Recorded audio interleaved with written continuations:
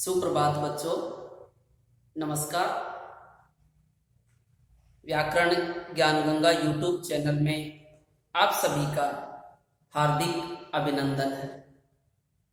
आइए आज इस यूट्यूब क्लास के माध्यम से हम अपनी NCERT हिंदी पाठ्य पुस्तक वसंत भाग 3 के पाठ नंबर 12 जिसका नाम है सुदामा चरित,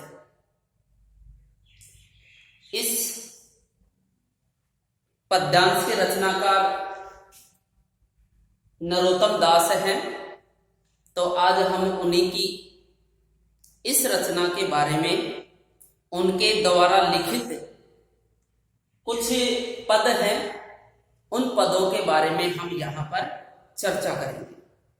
सर्वप्रथम सुदामा चरित के हम इन दो पदों का भावार्थ के साथ अध्ययन करेंगे, लेकिन सबसे पहले हम इसका एक छोटा सा सस्वर वाचन कर देते हैं। शीस पगान जगतन में प्रभु, जाने को आही बसे के ही ग्रामा। धोती फाटी सी लटी दुपटे अरु, पाई उपान है को नहीं सामा। द्वार खड़ो द्विज दुर्बल एक, रयो चकी सो वसुधा अभिरामा। पूछत दीन दयाल को धाम, बतावत आपनो नाम सुदामा। ऐसे बेहाल बिबाइन सो पग, कंटक जाल लगे पुनि जोए। हाय महा दुखे पायो सखा तुम, आए तैन की तै दिन खोई। देखी सुदामा की दीन दशा, करुणा करी के करुणा निधि रोई। पानी पराते को हाथ छुयो नहीं, नैनन के जल सो पग धोई। पानी पराते को हाथ छुयो नहीं, नैनन के जल सो पग धोई। आइए अब हम नरोत्तम दास द्वारा रचित इन पदों के भावार्थ को पढ़ते हैं। पहला पद कुछ इस प्रकार से है। शीस पगान जगातन में, प्रभु जान को आही बसे के ही ग्रामा। धोती फटी सी लटी दुपटी, अरुपाई उपाना है को नहीं सामा। द्वार खड़ो द्विज दुर्बल एक, रयो चकीसो वसुधा अभिरामा। पूछत दीन दयाल उधाम, बतावत आपनो नाम सुदामा। प्यारे बच्चों, पहला जो पद है ये उस समय का लिखा हुआ है जब श्री कृष्ण जी और सुदामा के बीच में महर्षि संदीपनी के आश्रम में, गुरुकुल आश्रम में गहरी मित्रता थी। बचपन के साथी थे, बड़े हो जाते हैं, शिक्षा दीक्षा प्राप्त करके भगवान श्री कृष्ण जी द्वारका चले जाते हैं। सुदामा अपने शहर में चला जाता है। कुछ दिन बाद में सुदामा के जीवन में गरीबी आ जाती है, और इतनी भयंकर गरीबी आ गई कि सुदामा के पास सुबह खाने को है तो शाम की कोई उम्मीद नहीं थी। शाम को खाने को मिल जाता तो सुबह की कोई उम्मीद नहीं थी। एक दिन सुदामा की धर्मपत्नी सुदामा को अपने मित्र के पास कुछ मदद लेने के लिए उन्हें वहां से भेज देती है। पत्नी के आदेश की पालना करते हुए सुदामा अपनी पत्नी द्वारा दिए गए कुछ चावल जो मुट्ठी भर थे उनको लेकर के द्वारकाधीश के लिए निकल जाते हैं। बच्चों, सुदामा पहली बार अपने घर को छोड़ करके बाहर निकला था। उनका मित्र कैसी स्थिति में है, कहां पर उसका ठिकाना है, उनको कोई अता पता नहीं था। पूछते पूछते पूछते सुदामा द्वारका नगरी में पहुंच जाते हैं, जहां भगवान श्री कृष्ण जी का शासन था। जैसे ही श्री कृष्ण जी से मिलने के लिए सुदामा दरबार में प्रवेश करना चाहता है, कुछ द्वारपालों ने उनको वहीं पर रोक लिया, क्योंकि सुदामा की हालत बहुत खराब थी। द्वारपालों से हाथ जोड़ करके निवेदन करने लग जाता है कि मैं श्री कृष्ण जी का परम मित्र हूं, एक बार मुझे उनसे मिलने दीजिए। ऐसी दुर्दशा देख करके द्वारपालों ने उसे वहां से हटा दिया, धक्के मारकर भगाना चाहा, लेकिन सुदामा वहां से हटने का नाम नहीं लेता है। मैं जब तक यहां से नहीं जाऊंगा तब तक, जब तक मैं अपने मित्र से मुलाकात नहीं कर लेता। अंत में एक द्वारपाल सुदामा के इस संदेश को द्वारकाधीश श्री कृष्ण जी तक पहुंचाने का प्रयास करता है और अंदर राजमहल में जाकर के सुदामा के बारे में जो वर्णन करके उसको सुनाता है, उसी का यहां पर वर्णन किया जाएगा। लीजिए, इसके कुछ कठिन शब्दों को सबसे पहले हम पढ़ेंगे। शीश का मतलब होता है सिर, शीश का मतलब होता है सिर। पगा, पगा का मतलब होता है पगड़ी, पगड़ी कह दो, मुकुट कह दो। न यानी नहीं, झगा, झगा का मतलब होता है कुर्ता, झगा का मतलब क्या होता है? कुर्ता। पहनने का जो कमीज होता है, कुर्ता होता है, वस्त्र होता है, उसे क्या कहेंगे? झगा। तन में, शरीर में, तन का मतलब होता है शरीर। प्रभु, प्रभु शब्द यहां पर भगवान श्री कृष्ण जी के लिए आया है। कौन है? श्री कृष्ण। प्रभु का मतलब श्री कृष्ण। जाने को आही, जाने को का अर्थ होता है कहां से। आही, आही का मतलब होता है आया, न जाने कहां से आया। बसे, बसे का मतलब होता है रहने वाला, बसे का मतलब होता है रहने वाला। केही, केही का मतलब होता है किस या कौन से, किस या कौन से। ग्रामा, ग्रामा का मतलब होता है गांव। धोती फटी सी, लटी, लटी का मतलब क्या होता है? लटी का मतलब होता है छोटी। दुपट्टी का मतलब होता है दुपट्टा, छोटा दुपट्टा या छोटी सी दुपट्टियां। अरु यानी और। पाई, पाई का मतलब होता है पैर। उपानह, उपानह का मतलब होता है चप्पल या जूते। उपानह का मतलब हो जाएगा जूते। सामा, सामा का मतलब होता है निशान। द्वार यानी दरवाजा। द्विज, द्विज का मतलब होता है, दो शब्दों से बना है, द्वि, द्वि यानी दो, और जय, जय का मतलब होता है जन्म देना, जिसका दो बार जन्म हुआ हो। तो दो बार जन्म देखिए तीन का माना जाता है। सबसे पहले दांत का, दांत का जन्म दो बार होता है।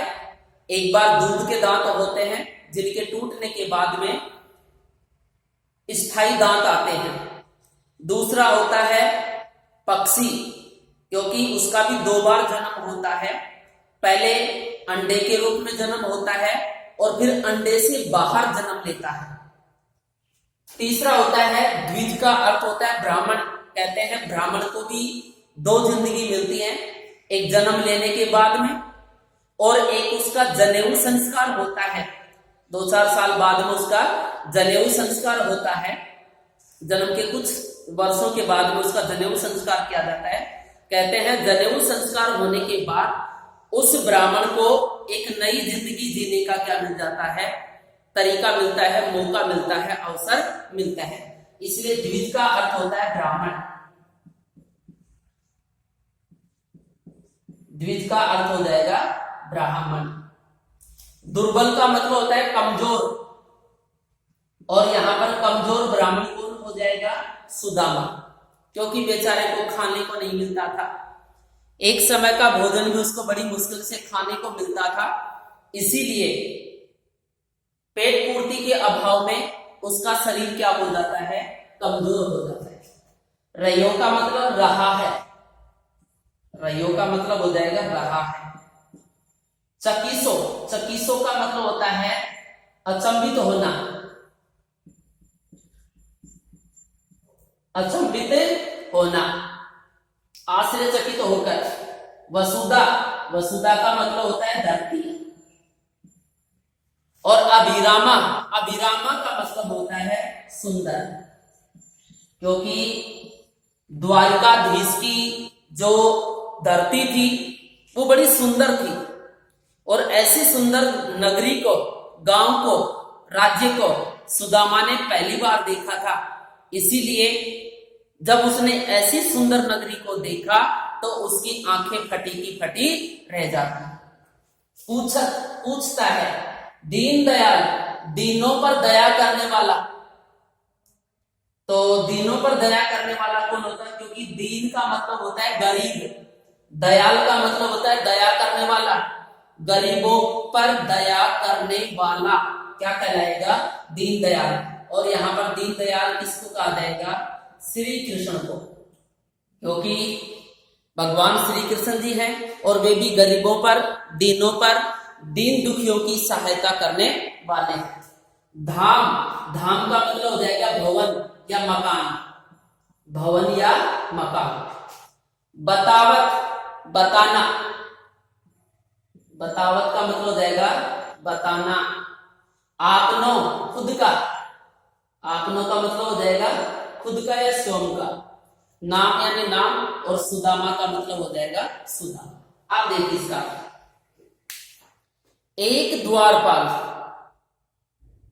सुदामा के इस संदेश को लेकर के द्वारिकाधीश के सामने प्रस्तुत होते हैं और उन्हें उस सुदामा के बारे में समाचार देते हैं। किस प्रकार से देखते हैं कि प्रभु, यहां से स्टार्ट हो जाएगा।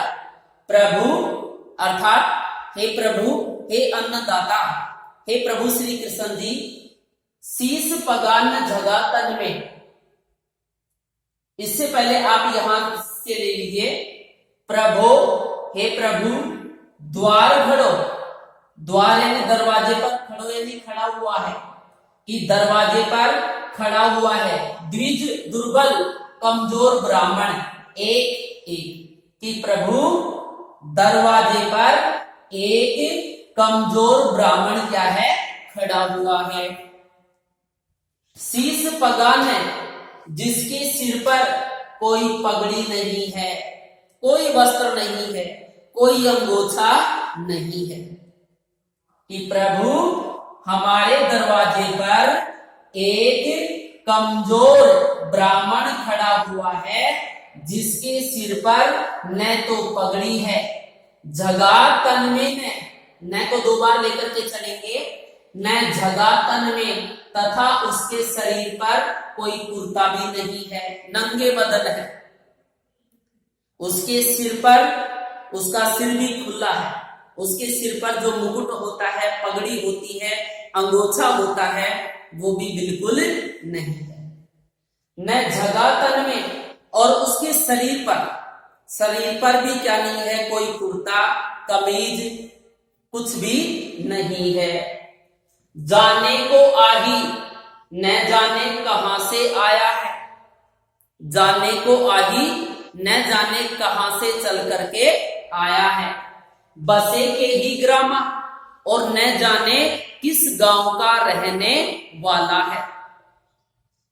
न तो सिर पर पगड़ी है, न शरीर पर कुर्ता है, कहां से चलकर आया है ये भी पता नहीं है, और किस गांव का रहने वाला है ये भी हमें कोई पता नहीं है। लेकिन जिसके सिर पर पगड़ी नहीं है, शरीर पर कुर्ता नहीं है, जिसके आने का कोई स्थान का पता नहीं है, ऐसा एक दुर्बल ब्राह्मण हमारे दरवाजे पर क्या है, खड़ा हुआ है।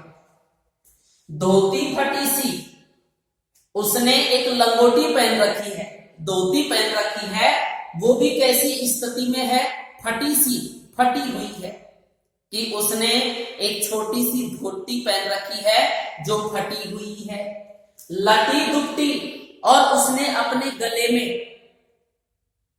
एक दुपट्टी लटी, छोटी सी दुपट्टी का टुकड़ा, दुपट्टे का एक छोटा सा टुकड़ा या अंगोछे का एक छोटा सा टुकड़ा अपने गले में क्या कर रखा है, डाल रखा है। ये हुलिया बता रहा है उसको, इसको भगवान श्री कृष्ण जी को। कौन? द्वारपाल। लटी दुपट्टी, गले में एक छोटा सा दुपट्टा है। अरु पाए उपाना है, उपाना है को नहीं सामा, अरु और पाए पैरों में, उपाना है जूतों के, नहीं सामा कोई निशान नहीं है, और वह एकदम नंगे पांव है। उनके पैरों को देख करके ऐसा लगता है कि उसने अभी तक जूते पहने ही नहीं है, क्योंकि उसके पैरों में कहीं भी जूते चप्पल का कोई निशान नहीं है। क्योंकि जूते चप्पल पहनने वाले व्यक्ति के पांव में जूते चप्पल का क्या पड़ जाता है, निशान पड़ जाता है। लेकिन हमारे दरवाजे पर जो कमजोर ब्राह्मण खड़ा हुआ है, उसकी धोती फटी हुई है, गले में एक दुपट्टा है, और उसके पैरों में कहीं भी जूते चप्पल के निशान नहीं है, अर्थात एकदम नंगे पांव है। द्वार खड़ो द्युत दुर्बल एक, वह हमारे दरवाजे पर क्या है, खड़ा हुआ है। रहो चकीसो वसुधा अभिरामा, और चकीसो आश्चर्यचकित होकर के, वसुधा अभिरामा, अभिरामा वसुधा सुंदर धरती को देख करके आश्चर्यचकित हो रहा है कि द्वारिकाधीश की सुंदर नगरी को देख करके अचंभित हो रहा है, आश्चर्य हो रहा है, बार बार आश्चर्यचकित होकर के, और चारों तरफ क्या कर रहा है, आंखें फाड़ फाड़ करके इस सुंदर नगरी को देख रहा है। पूछत दीन दयाल को धाम, आने जाने वाले लोगों से पूछता रहता है, किसके बारे में, दीन दयाल के बारे में। दीन दयाल का मतलब हो जाएगा श्री कृष्ण जी के बारे में। धाम का मतलब होता है घर या मकान या ठिकाना। आने जाने वाले लोगों से केवल और केवल भगवान श्री कृष्ण जी के निवास स्थान के बारे में क्या कर रहा है, पूछ रहा है। बतावत आपनो नाम सुदामा, और बार बार पूछने पर वह अपना नाम सुदामा बताता है, वह अपना नाम सुदामा बताता है। ऐसा समाचार उस द्वारपाल ने किसको जाकर के दिया, श्री कृष्ण जी को जाकर के दिया।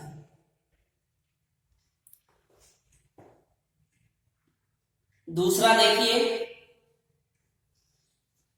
मीनिंग बता देता हूं। ऐसे बेहाल, बेहाल का मतलब होता है बुरी हालत, बेहाल का मतलब बुरी हालत। बिबाइन, बिबाइन का मतलब क्या होता है, फटी हुई एड़ियां,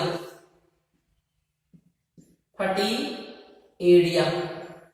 सर्दियों में देखा होगा हमारे पांव का जो निचला हिस्सा होता है, एड़ी वाला जो भाग होता है, वहां से मौसम की मार से, सर्दी से हमारी चमड़ी क्या हो जाती है, फट जाती है और उसमें बड़ी पीड़ा होती है।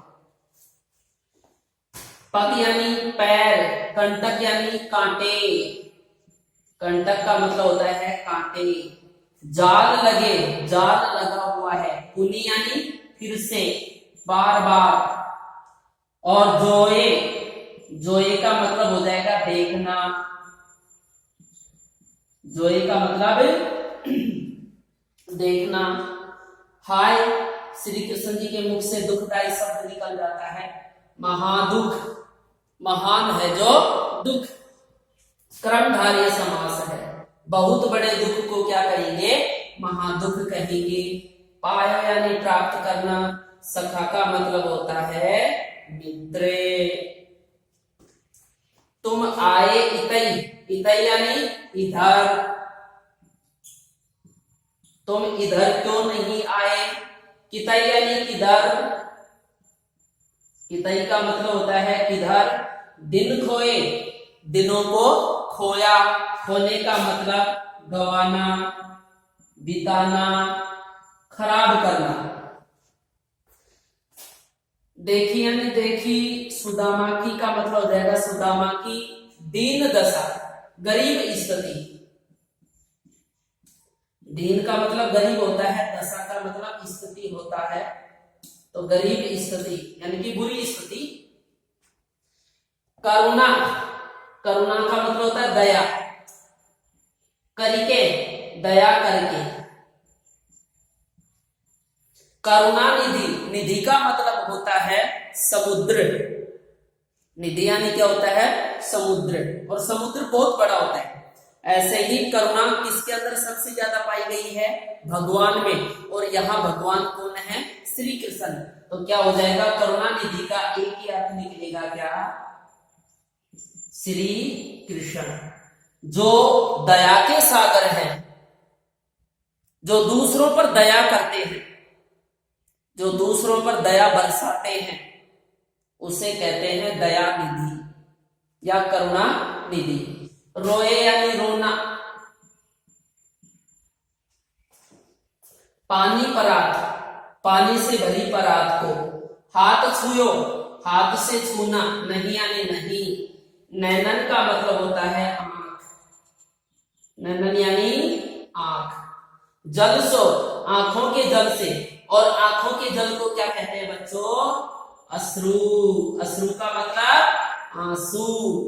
पग यानी पैर, धोए का मतलब हो जाएगा धोना। देखिए तीसरा है, दूसरा पद है, ऐसे बेहाल विवाहिन सो।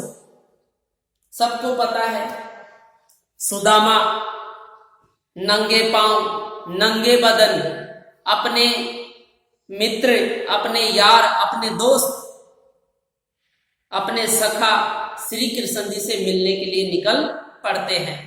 2-4 दिन तक पैदल यात्रा करनी पड़ी। बेचारों के पैरों में जूते नहीं थे, बहुत बुरी दशा हो गई थी। किसकी, सुदामा की। जैसे ही द्वारपाल ने द्वारकाधीश को बताया कि हमारे दरवाजे पर एक गरीब ब्राह्मण, कमजोर ब्राह्मण खड़ा हुआ है, जिसके सिर पर पगड़ी नहीं है, गले में दुपट्टा पड़ा हुआ है, पैरों में जूते चप्पलों के निशान नहीं है, आश्चर्यचकित होकर के द्वारिका नगरी को देख रहा है।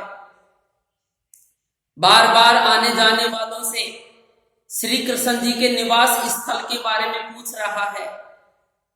पूछने पर अपना नाम सुदामा बताता है, और जैसे ही द्वारपाल के मुंह से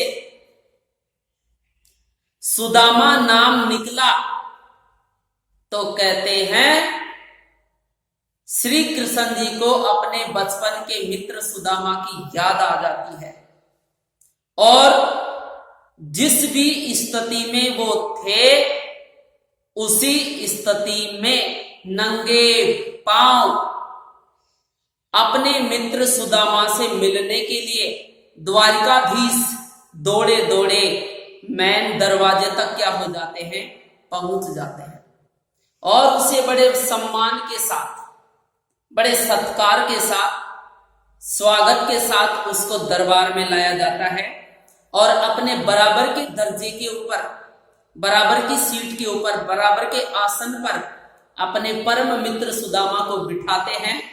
और जैसे ही उन्होंने उनके शरीर को देखा तो कहते हैं उनकी दुर्दशा को देख करके श्री कृष्ण जी की आंखों से आंसू आ जाते हैं और इतने आंसू गिरे थे, इतने आंसू गिरे थे कि शायद सुदामा के पैरों को धोने के लिए पानी की जरूरत पड़ी ही नहीं थी।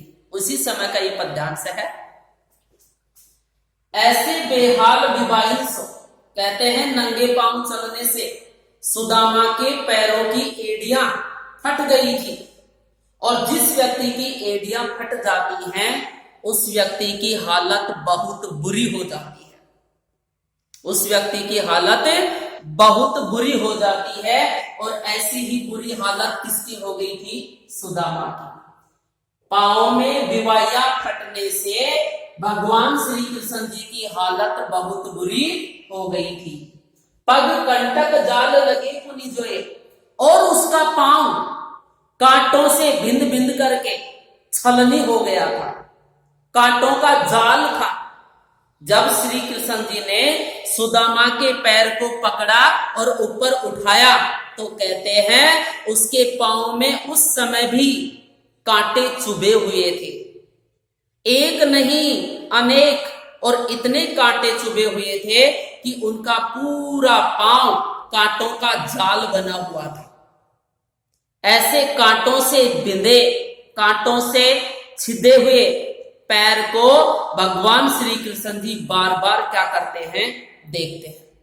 एक तो उनका पांव सर्दियों की मार से फट गए थे, एड़ियां फट चुकी थी, विवायां फट गई थी पैरों में, उससे वो दुखी था। दूसरा नंगे पांव चला तो नंगे पांव चलने से भी उनके पैरों को बड़ी क्या होती है, समस्या होती है। जगह जगह पर क्या लग गए थे, कांटे ही कांटे चुभ गए थे। ऐसे घायल पांव को भगवान श्री कृष्ण जी बार बार क्या करते हैं, देखते हैं। हाय महादुख पाए सका, ऐसे छलनी हुए घायल पांव को देख करके भगवान श्री कृष्ण जी कहते हैं, हे सखा, हे मित्र, महादुख पायो, आपने बहुत कष्ट प्राप्त किया, बहुत दुख पाया है आपने। कहते हैं जिसके पांव में विवाई फट जाती है उसको बहुत पीड़ा होती है, नींद नहीं आती है उसको, इतना कष्ट होता है। और यदि फटी विवाई में कांटे और चुभ जाए, बाप रे, वो तो महादुख होता है। दुख नहीं, महादुख होता है, दुख का बाप है वो तो।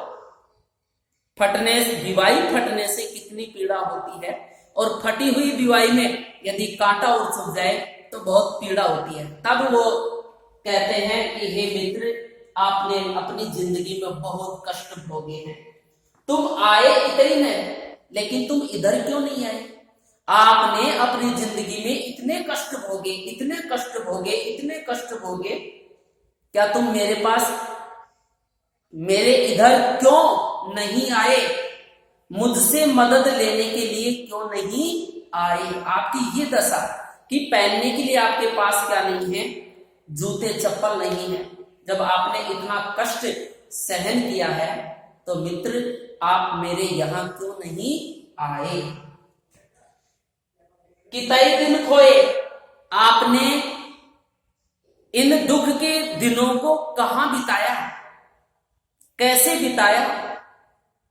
एक मित्र का यही फर्ज होता है कि जब एक मित्र के सामने कोई दुख आता है तो अपने दुख को हल्का करने के लिए उसे दूसरे मित्र के पास जाना चाहिए। लेकिन तुम क्यों नहीं आए? क्यों भूल गए मुझ जैसे परम मित्र को, बचपन के सखा को, यार को आप क्यों भूल गए? इधर क्यों नहीं आए? उधर रह करके आप इतने सारे दुखों को क्यों सहन किया? देखी सुदामा की दीन दशा, सुदामा की गरीब स्थिति को देख करके, उसके शरीर की हालत को देख करके, उसके पैरों की दशा को देख करके कहते हैं करुणा करके, दया करके, उसकी स्थिति पर दया करके, उसकी हालत पर दया करके करुणा निधि रोए। जो करुणा की निधि हैं, करुणा के सागर हैं, दया के सागर हैं, दया के भंडार हैं, उनसे भी रहा नहीं जाता है और उनकी आंखों से भी क्या आने लग जाते हैं? आंसू आने लगे जाते। वो तो साक्षात भगवान थे, लेकिन कहते हैं सुदामा की इस गरीब दशा को देख करके, सुदामा के पैरों की बुरी दशा को देख करके, जो दूसरों पर दया करते थे, जो दूसरों को रोने से रोकते थे, आज उन्हीं की आंखों से क्या बहने लग गए थे? आंसू बहने लग गए थे। यही है सच्ची मित्रता। एक मित्र के लिए और मित्र की आंखों से क्या आ जाए? आंसू आ जाए। इससे बड़ी गहरी मित्रता कभी नहीं होती है। पानी परात को हाथ छुयो नहीं, नैनन के जल सो पग धोए।